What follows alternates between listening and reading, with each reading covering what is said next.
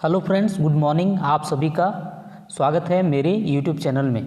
जैसे कि आप सभी लोगों को पता चल गया होगा कि आईबी में जो है विभिन्न पदों की वैकेंसियां आई हैं, जिसमें से सिक्योरिटी असिस्टेंट या एग्जीक्यूटिव और मल्टीटास्किंग स्टाफ के लिए आवेदन मंगवाया गया है। तो इस पद से संबंधित पूरी जानकारी मैं आप लोगों को बताऊंगा। इसको समझेंगे, इसके विज्ञापन को समझेंगे कि इसका पे स्केल क्या है, क्वालिफिकेशन क्या है, सारा चीज़ मैं आपको बताऊंगा। वीडियो शुरू करने से पहले आपसे मेरी छोटी सी रिक्वेस्ट है, यदि आपने मेरे चैनल को सब्सक्राइब नहीं किया है तो सब्सक्राइब कर लें ताकि आपको ऐसे वीडियो मिलते रहे। तो सबसे पहले मैं बता दूं आपको, ये जो आईबी है, आईबी इंटेलिजेंस ब्यूरो जिसको बोलते हैं, हिंदी में इसको बोलते हैं खुफिया एजेंसी या खुफिया विभाग, है ना, खुफिया एजेंसी बोल सकते हो, और ये गृह मंत्रालय के अंतर्गत आता है।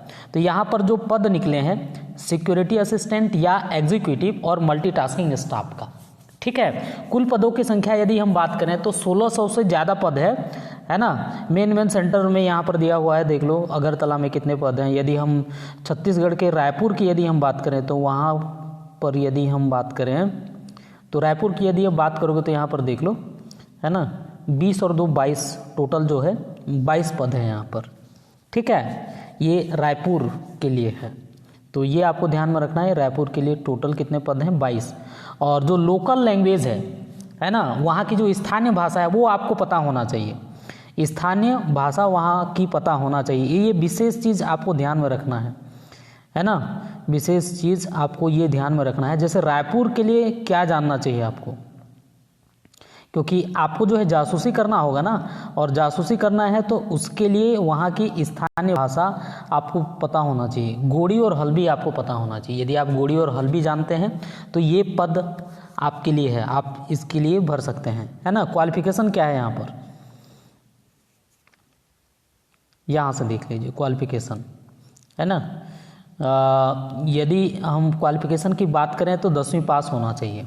साथ ही साथ उस स्टेट का, जिस स्टेट के लिए आप भर रहे हैं, जैसे आप छत्तीसगढ़ के लिए भर रहे हैं तो वहाँ के स्थानीय निवासी होना चाहिए। और तीसरा जो है लोकल लैंग्वेज, जो स्थानीय भाषा है उसका ज्ञान होना चाहिए, जो वहाँ पर प्रीफर किया गया है। जैसे छत्तीसगढ़ के लिए गोड़ी और हल्बी आपको पता होना चाहिए। क्लियर है? यदि आप छत्तीसगढ़ के कैंडिडेट हैं तो आपको गोड़ी या हल्बी पता होना चाहिए, 10वीं पास होना चाहिए, और साथ ही साथ छत्तीसगढ़ का स्थानीय निवासी होना चाहिए।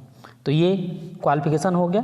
क्वालिफिकेशन के बाद यदि हम एज लिमिट की बात करें तो जो सिक्योरिटी असिस्टेंट या एग्जीक्यूटिव है उसके लिए अधिकतम आयु कितना है? 27 ईयर है ना।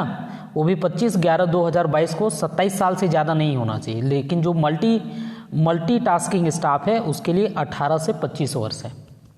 क्लियर है ना। तो यहाँ पर ये बोल सकते हो कि 18 से 27 किसके लिए? असिस्टेंट या एग्जीक्यूटिव के लिए, सिक्योरिटी असिस्टेंट या एग्जीक्यूटिव के लिए, और जो मल्टीटास्किंग है उसके लिए 18 से 25। ये आयु सीमा बता दिया मैं। उसके बाद समझ लेते हैं जो आयु सीमा में जो छूट होता है ना, आयु सीमा में जो छूट होता है, जैसे ST SC वालों को 5 साल का छूट मिलता है ना, OBC वालों को 3 साल का छूट मिलता है। तो वो सारा का सारा चीज़ इसमें दिया हुआ है ना, वो सारा का सारा छूट जो है इसमें मिलेगा। यहाँ पर देख लो, है ना, OBC के लिए 3 साल, तो ये छूट आपको यहाँ से मिल जाएगा। इसके बाद यदि हम बात करें एग्ज़ाम की, है ना, एग्ज़ाम की यदि हम बात करें तो ये 3 चरणों में पूरा होगा। कितने चरणों में? 3 चरणों में। यदि हम पहले चरण की बात करें तो ये ऑब्जेक्टिव टाइप का परीक्षा होगा, है ना, जिसमें 100 नंबर के प्रश्न पूछे जाएंगे और उन प्रश्नों को 1 घंटे का समय दिया जाएगा, ठीक है। उसके बाद उसमें जो सिलेक्ट होंगे उसको जो पार करेगा, नेगेटिव मार्क भी होगा इसमें 1/4, है ना, वो टायर 2 में बैठेगा। और टायर 2 में जब बैठेगा तो ये जो होगा ये ऑब्जेक्टिव नहीं होगा, सब्जेक्टिव होगा, मतलब लिखित एग्जाम होगा।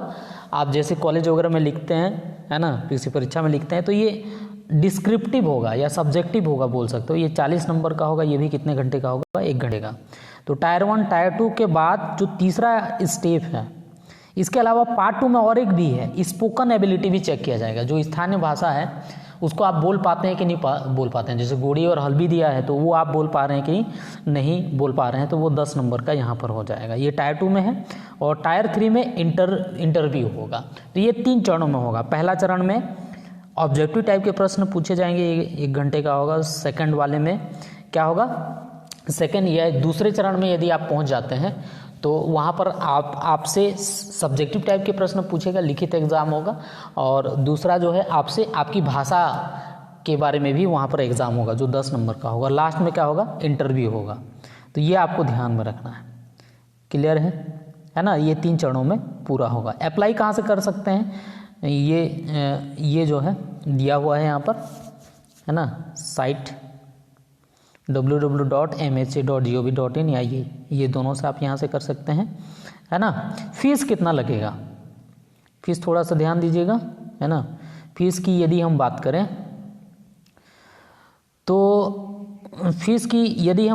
तो सभी कैंडिडेट के लिए रिक्रूटमेंट प्रोसेसिंग चार्ज, है ना, 450 रुपये तो लगने ही हैं। सभी कैंडिडेट के लिए 450 लगेगा ही लगेगा, है ना। इसके अलावा जो जनरल मेल हैं, EWS है और OBC हैं, उनको लिए 50 रुपये और एक्स्ट्रा लगेगा, है ना। किसके लिए, जो सामान्य वर्ग के पुरुष हैं, EWS और अदर बैकवर्ड क्लास, इनके लिए 50, मतलब इनके लिए शुल्क 500 रुपये लग जाएगा कुल मिला के, और बाकी सभी के लिए 450 रुपये है। क्लियर है। और कुछ इसमें है क्या, क्लोजिंग डेट आपको पता होना चाहिए, है ना। ये है 25 नवंबर 2022। उम्मीद करता हूँ आपको ये सारा चीज़ समझ में आ गया होगा। यदि आप छत्तीसगढ़ के कैंडिडेट हैं तो स्थानीय भाषा क्या क्या जानना चाहिए, गोड़ी और हल्बी, उसके लिए पोस्ट निकाला गया है। उम्मीद करता हूँ आपको ये वीडियो अच्छा लगा होगा। वीडियो अच्छा लगा होगा तो अधिक से अधिक लोगों तक शेयर करना ना भूलें। धन्यवाद।